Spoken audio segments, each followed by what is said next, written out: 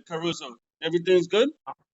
Everything's great, man. How you doing? I'm doing good. I want to know, how did you start in music? How did I start in music? Well, I guess when I was younger, like everybody else that gets into this game, they listened to the radio and they heard a song that moved them so greatly that they said, "Wow, I want to do that too." And I guess for me, it started with the Beatles.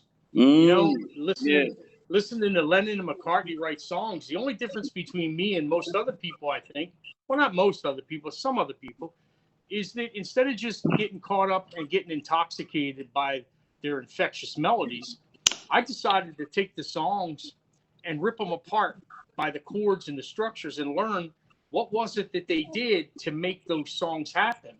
So yeah. basically, in essence, when I did that, I actually taught myself theory Mm, and guitar and in the guitar and learned the formula of basic songwriting. So yeah, that's how it kind of started for me, and um, it's never stopped since. So so it's evolved a lot. I can tell you that. I mean, I've grown greatly as an artist. I started humbly back in you know 15, 20 years ago, and I had a lot of work to do, and I don't know, but there's a pretty cool story about my story. And what yeah. happened was in 2015, I actually died on the table in the operating room, and they brought me back to life. And I had been a songwriter all along, trying to be a songwriter, but for about the next year, I had to struggle with my mental, Uh, mortality. With every yeah, second, I thought, "Am I going to die? Am I going to die?" And it got to be really burdensome and overwhelming. And so, even in the midst of being saved, I even contemplated, just I can't take it anymore. And mm, then one night I went home, uh, about a year later, and I went to bed instead of doing anything stupid. And I woke up the next morning and I with a song called "Warn." mm. And "Warn" is the first video you'll find on the YouTube channel of the 308 Ghost Train and Caruso. It's the first song I ever wrote for the 308 Ghost Train. And Okay, and after that, I never looked back. And 23 releases later, 50 million streams, 5 awards, nice. countless amounts of accolades all over the world. The 308 Ghost Train took me to a place that got me distributed by Warner Music Group, Mm. I and was, and I then was what gonna happened ask from you that. there is back in May, what happened was the 308 Ghost Train needed to take a break for a little while, and I didn't know what I was going to do. I was really trying to figure out what I was going to do, and all of a sudden the phone rang, and it was a buddy of mine, the people that work over with Warner, Yeah. and they said, "Look, man, all along you've been writing all the songs. Why don't we put out something a little different and tap into a different fan base and let you write some of these ballads? Because a lot of the ballads and a lot of the popular stuff was not getting played on the road, man, Yeah. because everybody wants to hear the rock stuff, right? So I felt like a lot of people were coming to me saying, we people need to hear these songs. People need to hear these songs because they need to hear your work. So they decided to brand me by my last name, Caruso, Mm. because it's a great musical name. I Yeah, mean, it's a little yeah, bit commercial. yeah. So like I don't really have to do much branding with that last name, which is cool because it's easy to remember. And so I said, yeah, what the heck, let's do it. And I didn't realize, man, I didn't realize that when I got into doing it, Yeah. how much I was gonna love the songs. Like I love them so much. I love them Nice. so much. I don't want to go back and do the rock. I want to continue to do this. The ballad, I right? I, I heard I that wrote. you're coming Go up with a ahead. project, naming moving on. What you named your project that with that name, moving on?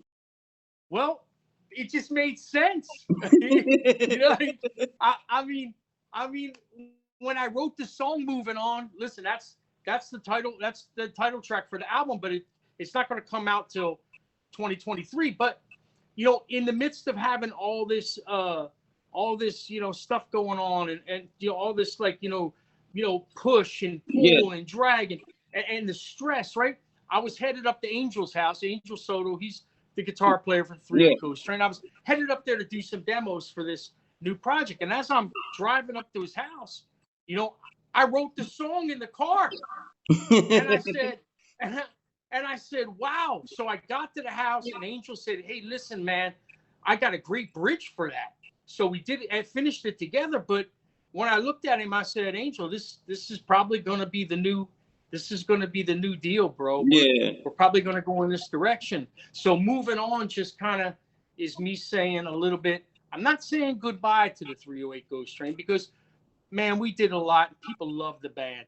But I'm saying that the 308 Ghost Train is going to sit in the station for a little while and take a rest. Nice. So, and this new artistry is going to go try to build a train of its own. You know what I mean? Is it been difficult being solo? Like, is it been difficult to be a solo artist? Man, can I tell you? I hate to say this on an interview, but man, it's a lot easier. I don't have to deal with 4 other guys breaking my shoes all the time about different things. Like when you're a band, man, everybody's got their little hang-ups, and man, try to spend a couple weeks on a bus with 4 other guys and like not want to kill each other after a week. You know what I mean? It's impossible. But see, now as a solo artist, I don't have to really be stressed out about whether Angel likes something or Luca likes something, or they basically got to kind of like just follow my lead, which is easier because I'm kind of like the musical director in a sense of the songwriting. You're the vocal. Yeah, so I don't have to have any like fights over anything, so it's a lot easier. Nice. And the guys have been good about it. I mean, they've been pretty good about it, man. So I'm going to take them with me on the road when I go do this. But see, the new concerts, the new live shows, they're going to be a little bit different, Hector. They're going to be like a little more intimate, like, acoustic driven, intimate listening rooms, because it's time for me to let the people hear the music, not just feel the energy. I hope you come to Massachusetts one of these days so I could see you live. Oh, absolutely. What part of Massachusetts are you in? I'm in Boston right now. Okay, but what part of Boston? Roxbury. Roxbury. Okay, so I got to keep that. I'm making a note of that right here. All right. I gotta get up there. I gotta get up there and see my boys, the Wahlbergs. Yeah. I gotta go to see Paulie and get me a Wahlburger. I haven't tried it yet, but I heard they're really nice. When I come up to play, we'll both go over there. I'm gonna have my burgers with you when you come here. Oh, absolutely. Well, hopefully we can get Donnie and Mark over there so we can make a mess of it. You know what I mean? I recently heard your first song called for your new project. Moving on, that is Dream. Why you named the song Dream? What inspired that song? Well, of course, it's always Amanda. I mean, a lot of my songs are either written in some type of I either get them in my sleep or I'll look at Amanda and I'll say something, or I'll have a dream, and Dreams was basically about tying together this story of before I met her, I was looking for love and couldn't find it, and then after you meet somebody, and you feel that kindred spirit, or that it's like you knew him maybe all along. So you wonder, well, what was the dreams you were having before? Were they premonitions to the future, to what was going to happen?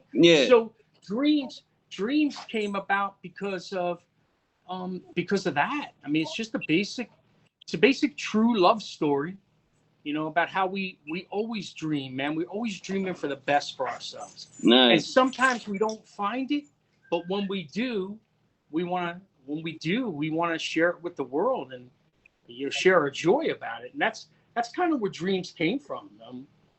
It's a dream. It's a dream come true. Because if you listen to the end of the song, Yeah. basically it's a lesson in there too, is that if you want to see your dreams come true, you got to open your eyes. Okay? You got to open your eyes to see your dreams come true. You Nice. can't walk around this world like this, man. You can't. If you You have do to be that, you're like going to this, walk well into open. walls, and yeah, you're going to fall off a cliff. You got to open your eyes, man, because life is partial spirituality, Yeah. partial reality. So Mm. when you take the ghost and you bring the spirit into your life like that, and you open your eyes and you walk with the spirit in reality, Yeah. dreams come true, man. I mean, anybody can make dreams come true, man. It's just about how you Exactly. You go keep back. pushing and pushing. You eventually is gonna find the dream on. Hey, man, you know how they say in the streets, keep pushing forward, keep it 100, and keep pushing forward. Yes. That nothing was ever truer. That's just true, man. Yes. I mean, I don't care where you come from. I come from very humble background, very blue collar, humble backgrounds outside of Philadelphia. Mm. And you know what, man? We never had anything. So maybe that motivated me, bro. But I just kept pushing. Just pushing.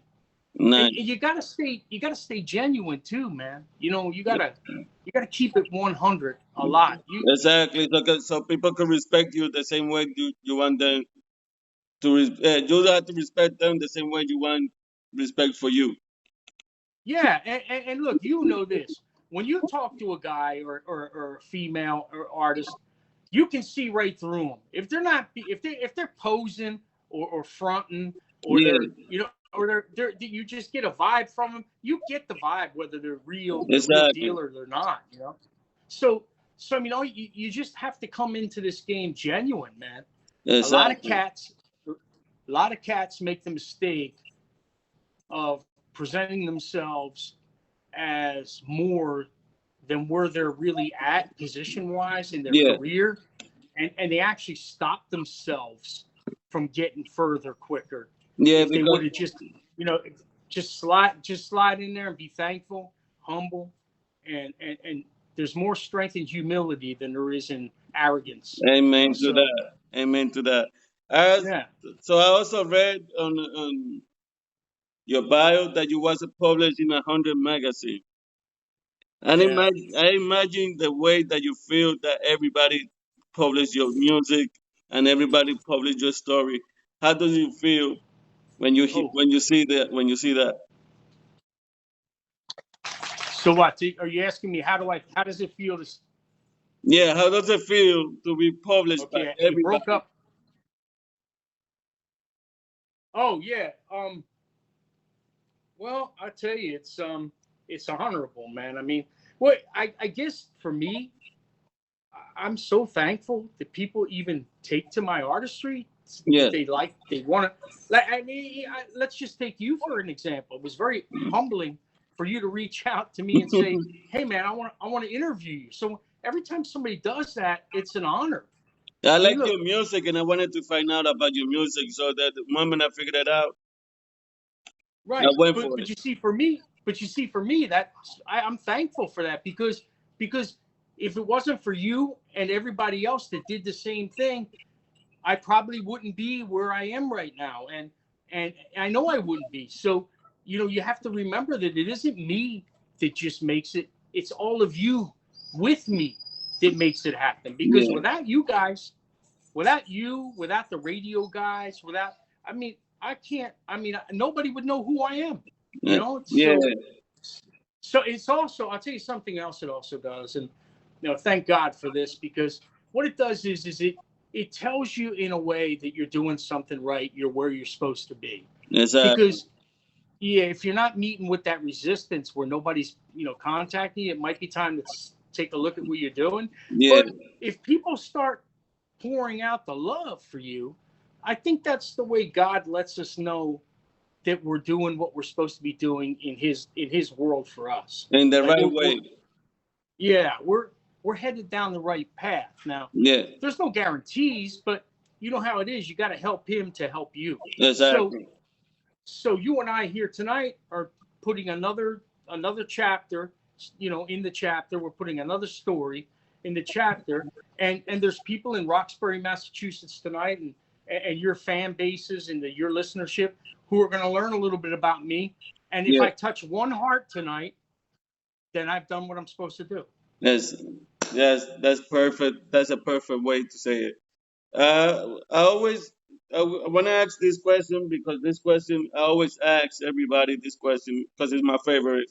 And this question is, what would you tell the younger you that nobody told you when you was growing up in the music industry?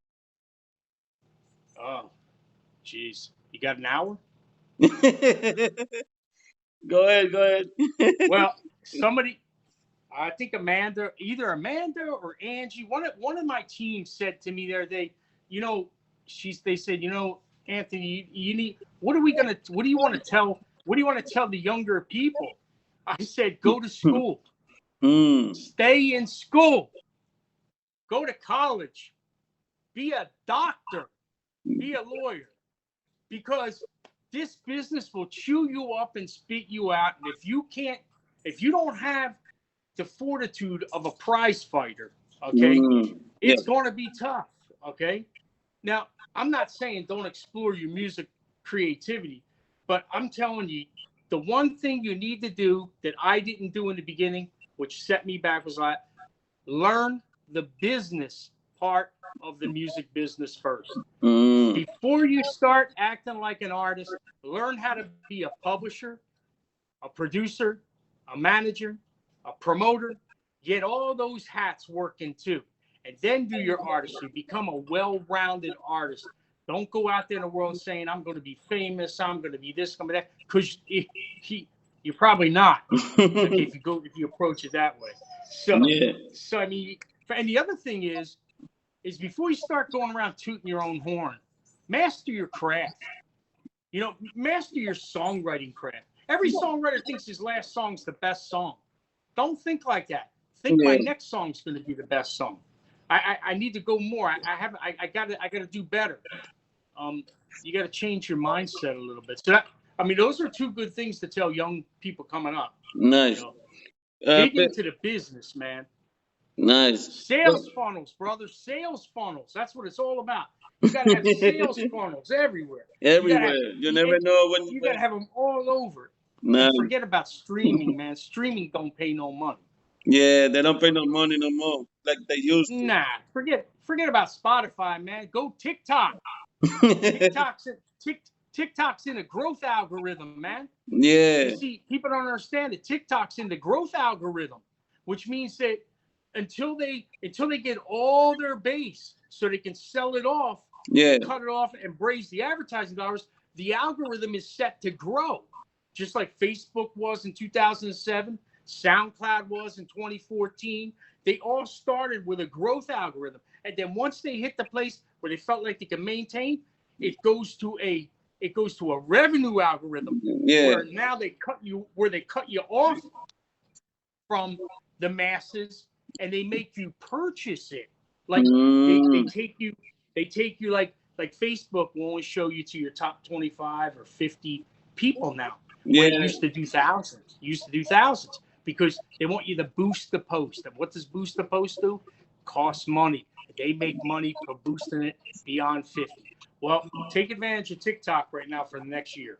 Because after that, it's gonna close up in another year or two. Nice. That's my advice. What can we expect from you musically after this next project? Wait, say that again? What we could expect from you musically after this project?